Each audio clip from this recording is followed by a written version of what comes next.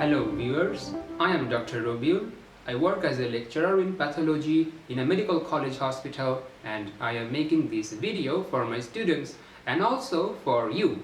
Hope someone finds this helpful. Today's topic is on disseminated intravascular coagulation or DIC. In this video, first we will try to define DIC, then mention its mechanism and pathophysiology, followed by brief discussion on the causes of DIC, its clinical features, morphological findings, and we will finish our discussion today with the laboratory diagnosis of DIC. Okay, so a lot of topics, so let's begin. First question, what do we mean by disseminated intravascular coagulation? Now, before telling you the definition that is given in your textbook, let's think about the term disseminated intravascular coagulation. Now, what do we mean by disseminated? That means dispersed, right? Or widespread. And intravascular, I'm sure you know what intravascular means. That means inside the blood vessel. And what is happening here inside the blood vessel? There is coagulation. So, if we think like this, then the term disseminated intravascular coagulation literally means intravascular widespread coagulation. There is widespread coagulation that is happening inside the blood vessel. So always keep that thing in your mind, and then you can understand the definition clearly. So now that we have said some basic concept about DIC, now let's try to define DIC. So as written in your textbook, disseminated intravascular coagulation can be defined as an acute, subacute or chronic thrombohemorrhagic disorder characterized by excessive activation of coagulation and formation of thrombus in the microvasculature of our body. Okay, I hope you're still with me. You didn't run away just like my students do when I try to teach them definitions of pathology. I even have to show them teddy bears to keep them calm. So look, I am also showing you a teddy bear. So don't run away, because I will try to explain this definition line by line now. So, what did we say in the first line of the definition? Disseminated intravascular coagulation is an acute, subacute or chronic thrombohemorrhagic disorder. Now notice the term thrombohemorrhagic. That means here we will have a phase during which there will be formation of thrombus, that is thrombosis, and also there will be another phase when we will see hemorrhage or bleeding manifestation. So that's why we're saying that DIC is a thrombohemorrhagic disorder. And as we will later see when we talk about the mechanism and pathophysiology of DIC, that there will be two phases. There will be thrombosis in the microvasculature of our body, and also there will be bleeding manifestations as well. So now that we have defined disseminated intravascular coagulation, now we will move on to the next topic and talk about the mechanism of DIC. Why does DIC occur? So there are two major mechanisms responsible for DIC. The first mechanism is due to release of tissue factors, and the second mechanism is due to widespread injury of the endothelial cells. So just keep these two things in your mind, that the major mechanisms of DIC will include release of tissue factor and widespread endothelial injury. Now you may be asking me, Dr. Robiul, what do we mean by tissue factor? And in order to understand the pathophysiology of DIC, first we need to know the normal functions of tissue factor. Now, tissue factor is also known as factor 3 or thromboplastin, and tissue factor has a major role in the extrinsic pathway of coagulation. It is released from subendothelial tissue or from leukocyte. So what will tissue factor do? as you can see, I have drawn a simple image at one corner of the board. So this is a blood vessel. These are the lining endothelial cell, and you can see their nucleus. And beneath the lining endothelium of the blood vessel, we have the subendothelial tissue, colored in red in this image. And tissue factor can be liberated from those subendothelial tissue. What will tissue factor do once it is liberated? First, tissue factor will form a complex with factor 7, and that is shown here. You can see factor 7a making a complex with tissue factor. This complex will activate another clotting factor, that is factor 9, into its active form, that is written here as factor 9a. What will happen next? Factor 9a will make another complex with factor 8a, and together, now comes the major function, together this complex, this factor 9a and factor 8a complex will activate factor 10 into factor 10a. And if you can recall your coagulation classes, you will remember that factor 10a has a very important role in the common pathway of coagulation. And also it is nice to know that tissue factor had an important role in the extrinsic pathway of coagulation. So why are we talking about these boring terms? The reason is, once factor 10 becomes activated and becomes factor 10a, that thing will convert prothrombin into thrombin, and thrombin is required for conversion of fibrinogen into fibrin, and fibrin is responsible for the cross-linkings that we see during a clot formation. So the point I'm trying to say here is, tissue factor, once that thing is liberated, that can help in all these coagulation pathways, and the ultimate goal will be to form a blood clot. So that is the normal function of tissue factor. But as we will see in disseminated intravascular coagulation, tissue factors will be released in abnormal condition, and that will result in formation of blood clot inside the blood vessels.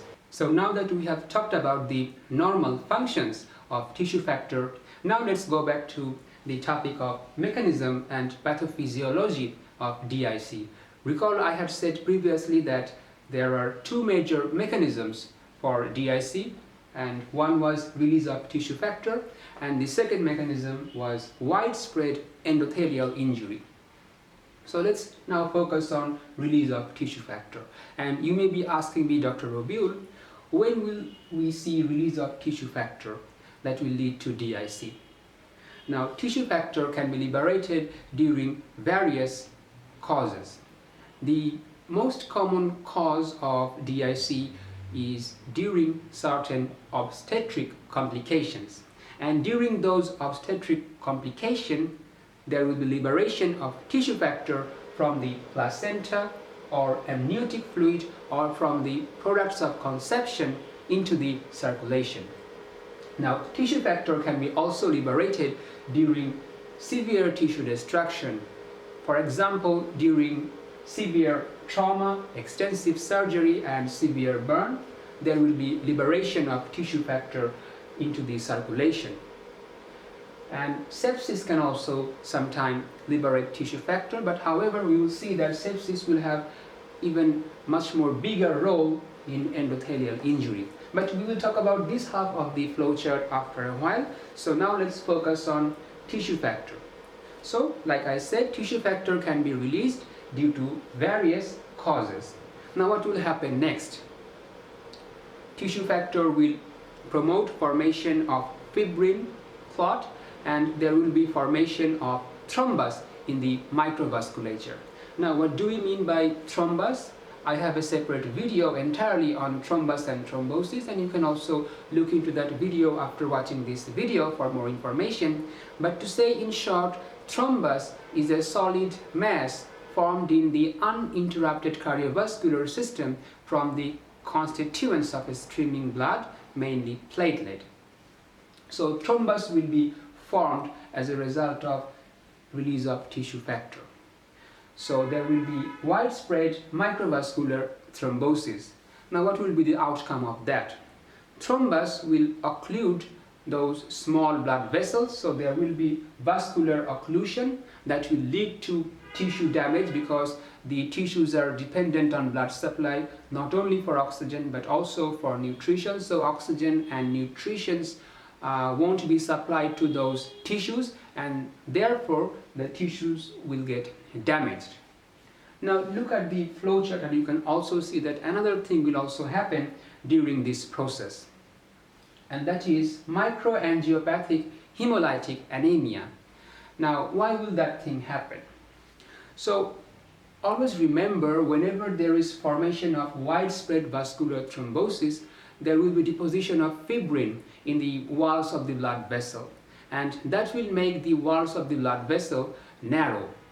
So now the red blood cell has to move through those narrow blood vessels, through those narrow microvasculature, and during its passage through those narrow blood vessels, the RBC has to squeeze, and during that its membranes will get damaged. For example, suppose this is a microvasculature, we are having some thrombus formed over here. So this is the thrombus, and what has happened? The thrombus has made the wall narrow, right?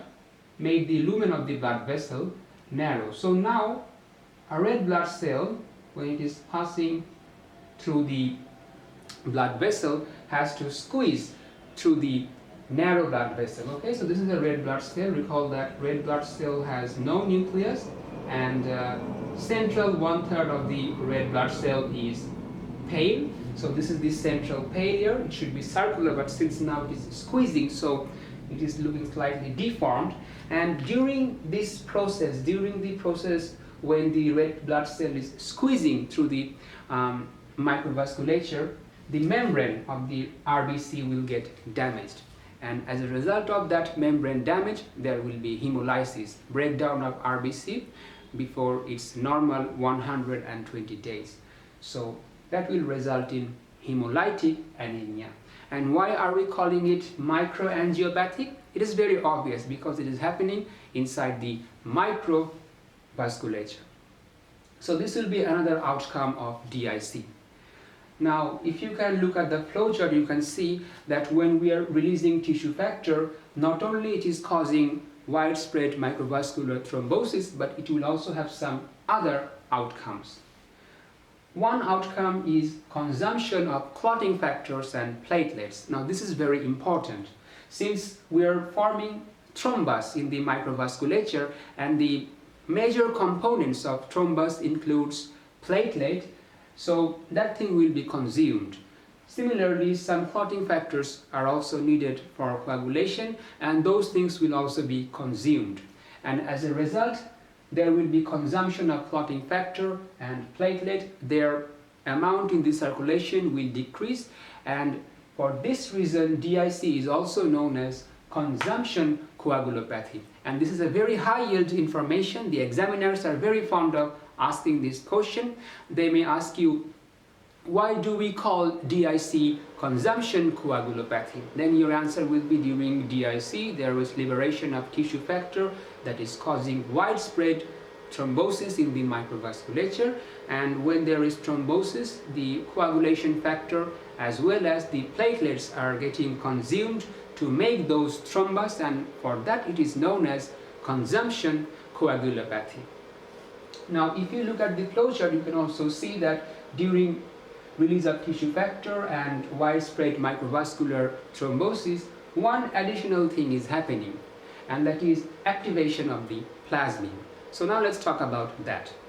Now, always remember, plasmin is a potent fibrinolytic agent. Its function is to break down fibrin and remove unwanted clot from the cardiovascular system. So whenever there is widespread microvascular thrombosis, that will ultimately activate plasmin. And once plasmin is activated from its inactive form, that was plasminogen, plasmin will have two roles. One is it will cause breakdown of the fibrin of the blood clot or thrombus, so that is fibrinolysis. and as a result of degradation of fibrin, there will be some fibrin split products or fibrin degradation product seen in the circulation. And as a matter of fact, detecting fibrin split products or fibrin degrading products are very important indicators of DIC. And the ultimate result will be inhibition of thrombin formation. Recall that thrombin was needed to convert fibrinogen into fibrin to make clot. So there will be inhibition of thrombin, there will be also inhibition of platelet aggregation and fibrin polymerization. This will lead to bleeding. Consumption of clotting factor as well as platelets will also lead to bleeding, because now there is no formation of clot, right? And also another function of plasmin was proteolysis of the clotting factor. So you can see that in one case we are using clotting factor to make thrombus. On the other hand, we are also breaking down clotting factors with the help of plasmin. We are causing proteolysis of clotting factor. So on the one hand we are having thrombosis, and on the other hand, as a result of consumption of the clotting factor or platelet and the inhibition of thrombin, platelet aggregation and inhibition of fibrin polymerization, and also due to proteolysis of the clotting factors, we are having bleeding manifestation. So this is the reason why we say that disseminated intravascular coagulation is a thrombohemorrhagic disorder. So now you can see that in one phase of DIC we had thrombosis, and after a while we are also having bleeding manifestation. So now I hope it is clear about the definition and also about the role of tissue factor in the pathophysiology of DIC. So now we will move on to the next corner of the flowchart, and where we will talk about the second mechanism of DIC, and that was widespread endothelial injury. Now how will that thing result in DIC? Now endothelial injury can result in DIC by various mechanisms. For example, if there is necrosis of the endothelial cell, what will happen next? As you can see, this is a blood vessel, another image showing the lining of the blood vessel. So these are the endothelial cell, these are the nucleus of the endothelial cell drawn in blue, and you can see beneath the endothelial cell we have subendothelial tissue which contains collagen. So whenever there is necrosis, say for example here, the endothelial cell is damaged and it has undergone necrosis, and now the subendothelial collagen is exposed. And also remember that in the subendothelial collagen there is also von Willebrand factor. So what will happen next? This von Willebrand factor, that is I have drawn here in black, this von Willebrand factor will act as a bridge, and that will connect subendothelial collagen with the circulating platelet. So this is a circulating platelet, and this thing will bind with von Willebrand factor using its surface glycoprotein that is named GP1B. Okay, so I am repeating again because this is a bit complicated. So how does endothelial cell result in DIC? We have said that endothelial cell can cause DIC in a variety of ways. One mechanism is when there is necrosis of the endothelial cell, the subendothelial collagen is exposed.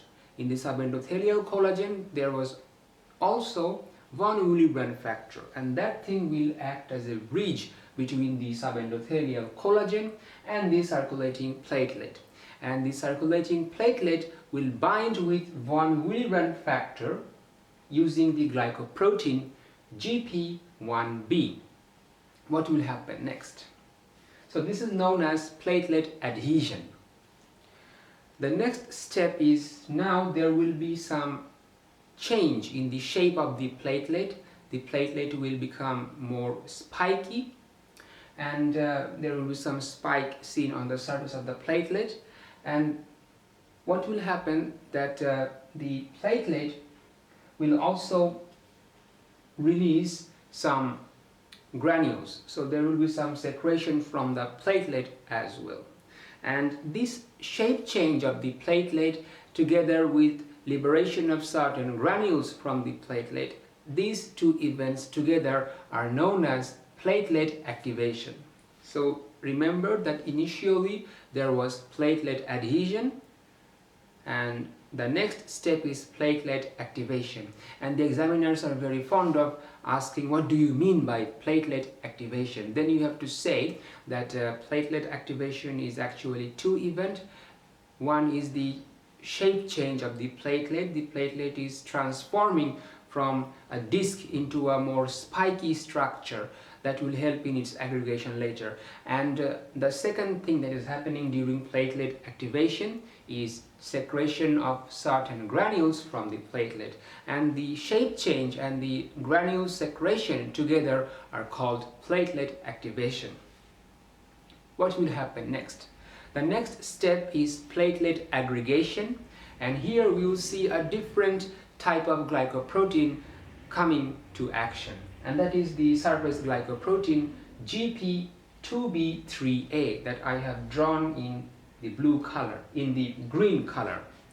So drawn in the green color, as you can see, is the GP2B3A glycoprotein on the surface of the platelet, and they will bind with fibrinogen, and fibrinogen in a sense will act as a bridge between adjacent platelet. So here you can see another platelet that is also expressing in green. I have drawn the GP2B3A glycoprotein, and they are binding with fibrinogen, and as a result you can see that the platelets are connecting with one another and using the fibrinogen as a crosslink or as a bridge. So this is platelet aggregation. And what will happen later? Later we will see that the fibrinogen will become fibrin, and that thing will become more stable. So ultimately there will be formation of platelet into a clot. So that is one mechanism by which we can see that endothelial injury will result in platelet aggregation, and that will result in widespread microvascular thrombosis. But you also have to remember that even subtle injury of the endothelium can result in DIC. And we see those type of scenario when we talk about sepsis. Now always remember, during sepsis there is liberation of TNF, that is tumor necrosis factor. Now I have a separate video entirely on shock, and you can look into the septic shock section of that video to know more about the different roles of tumor necrosis factor. So coming back to today's video, just remember that during sepsis, tumor necrosis factor has an important role in development of DIC. And how does TNF or tumor necrosis factor helps or plays a vital role in formation of DIC? It does that by several mechanisms. One mechanism is TNF will increase expression of tissue factor on the surface of endothelial cell. And we have already discussed the role of tissue factor. So whenever endothelial cells are expressing more tissue factor, surely that will result in thrombosis and DIC. Another mechanism is the tumor necrosis factor will also increase expression of adhesion molecules on the surface of the endothelial cell.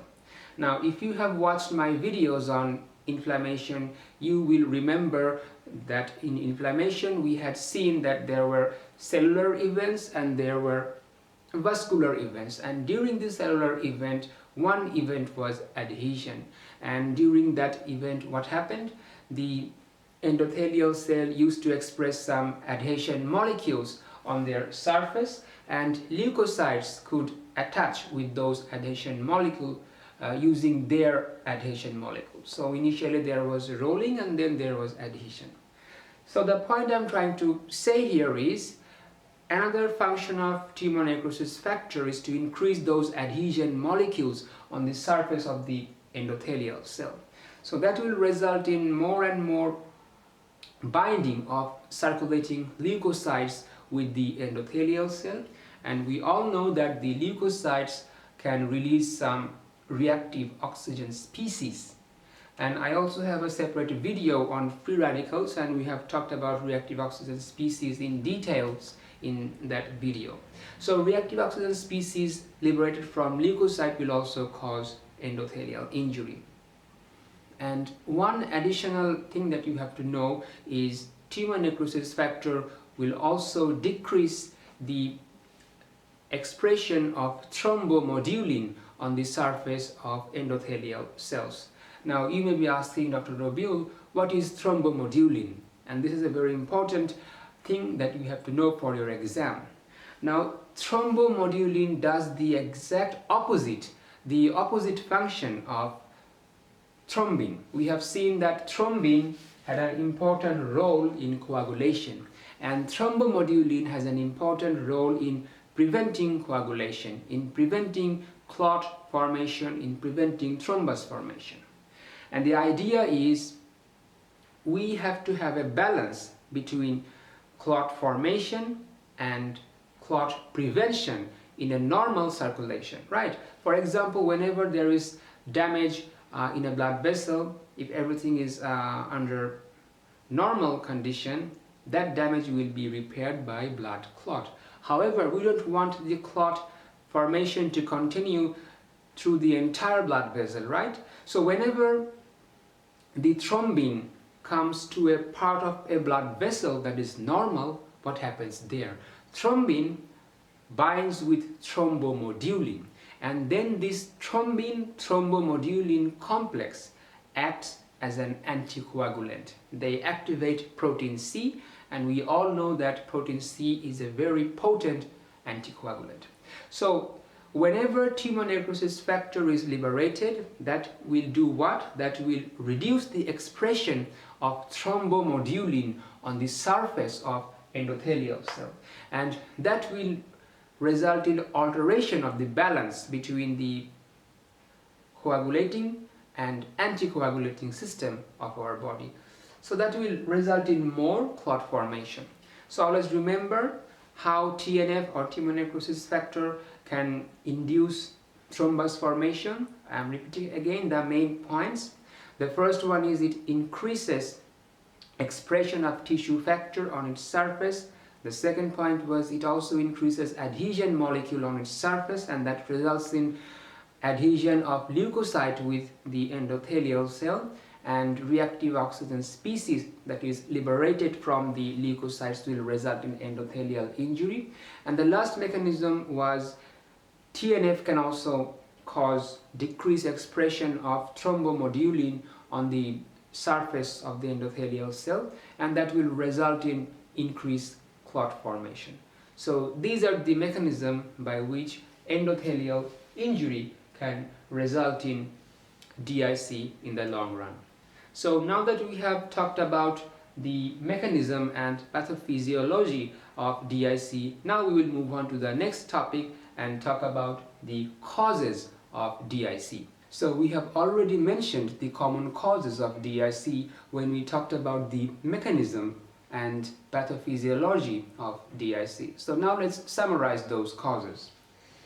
The most common causes will include obstetric complication, for example, abruptio placenta, amniotic fluid embolism, and retained products of conception. All these things can result in DIC. DIC can also happen when there is extensive tissue destruction, which can be seen during massive trauma, extensive surgery, and severe burn.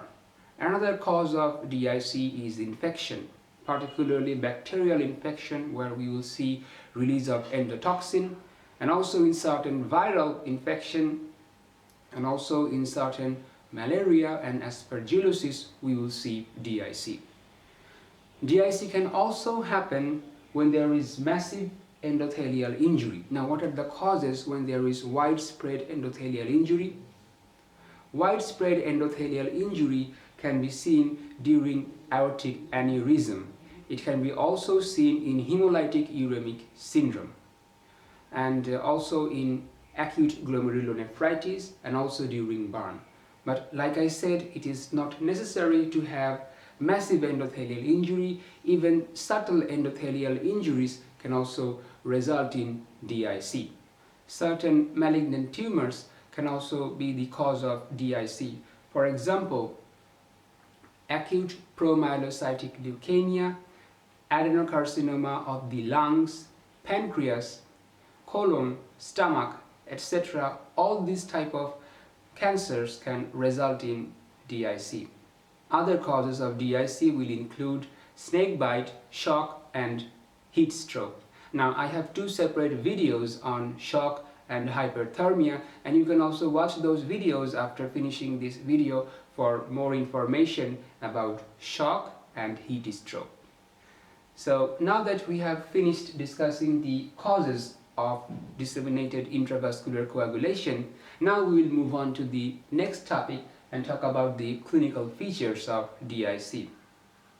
Now, one thing you have to remember, since DIC is happening due to a variety of causes and it is a very complicated disease, so the clinical features will be variable. So we will just mention the ones that are common.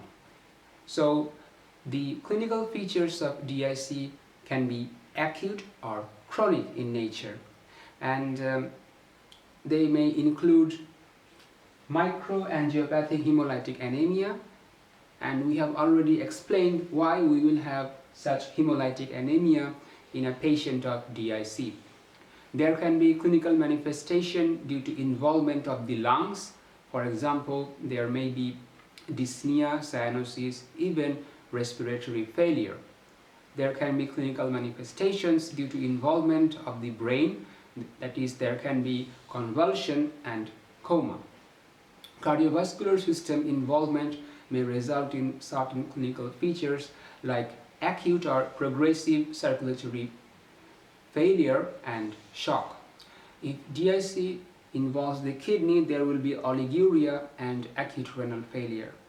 And one interesting thing that is written in your textbook is whenever DIC is happening due to some acute causes, for example, in some acute obstetric complication or as a result of massive trauma, the bleeding manifestations will predominate. There will be both thrombosis and bleeding, but bleeding manifestations will take the upper hand.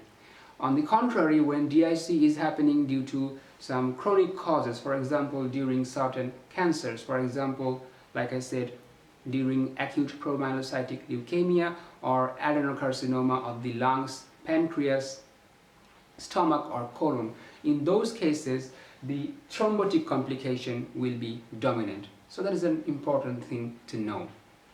So now that we have talked about the common clinical features of DIC, now we will move on and talk about the morphology of DIC. So the major morphological finding will be presence of thrombus. Thrombus can be commonly seen in the brain, heart, lungs, followed by the kidney and adrenal gland, and in the spleen and liver in decreased order of frequency. But one thing you have to remember, DIC can happen in any tissue, but these are the common tissues. So the most common site is the brain, heart, lungs, and that is followed by kidney, adrenal gland, and that is followed by spleen and liver. And we will see thrombus here in these tissues. So now we are almost at the end of today's video. The last topic that we will discuss is regarding the laboratory diagnosis of DIC. How can we diagnose DIC? So there will be reduced platelet count. The platelet count will be less than normal, and we have already explained why we will have that, because the platelets are getting consumed during the formation of thrombus in the microvasculature. There will be anemia, and that will be microangiopathic hemolytic anemia with presence of fragmented red blood cells, cystocytes in the peripheral blood film. So what is a cystocyte? It is an irregular fragmented red cell with jagged edge, and the two ends of this cell will be pointed. So here you can see a normal RBC, and when this thing has to squeeze through the microvasculature as a result of fibrin deposition in those microvasculature, it is receiving damage, the membranes are getting damaged, and then it is getting fragmented and forming this type of cystocyte. And if you look at this cell, it looks sort of like a helmet, right? So it is also called a helmet cell as well. The next laboratory finding will be that of prothrombin, thrombin and partial thromboplastin time. All this will be elevated. Fibrinogen level will be reduced because that thing is getting used up or consumed during the formation of the thrombus. And later, when the fibrin will start to degrade, we will see fibrin degradation product or fibrin split product getting elevated in the circulation. So this concludes today's video on disseminated intravascular coagulation. I hope this video was helpful. If you like my videos, do comment, share, subscribe and let me know. And for my students, I would also recommend you to go through your textbooks to know more information. Okay, so that's all for today. Until next time, take care and stay blessed. Thank you.